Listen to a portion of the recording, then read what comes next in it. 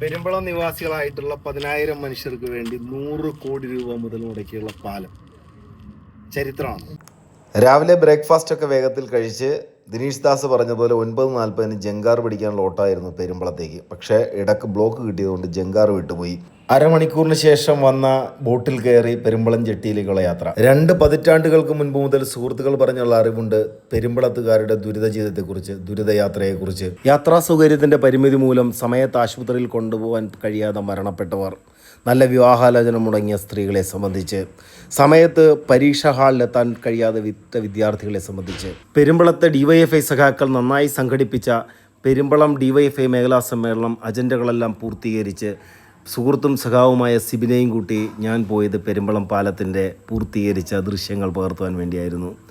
എത്ര മനോഹരമായാണ് ഈ പാലം നിർമ്മിച്ചിരിക്കുന്നത്. 1 കിലോമീറ്റർ 180 മീറ്റർ നീളം, 10 മീറ്ററിലധികം വീതി, മനോഹരമായ നിർമ്മിതി. സാധാരണക്കാരായ ഈ മനുഷ്യരുടെ ജീവിതക്ലേശം, യാത്രാക്ലേശം പരിഹരിക്കുന്നതിനപ്പുറം പെരുമ്പളം എന്ന ഈ കൊച്ചു ദ്വീപ് കേരളത്തിൻ്റെ ടൂറിസം സർക്യൂട്ടിൽ ഇടം പിടിക്കും എന്ന കാര്യത്തിൽ തർക്കമില്ല. പാലം ചുറ്റിക്കാണുന്നതിടയിൽ തദ്ദേശീയരായ നിരവധി ആളുകളോട് സംസാരിക്കുവാൻ ഇടയായി. അവരുടെ മുഖത്തും വാക്കുകളിലും ഉണ്ടായിരുന്ന സന്തോഷം പറഞ്ഞറിയിക്കാൻ കഴിയാത്തതായിരുന്നു.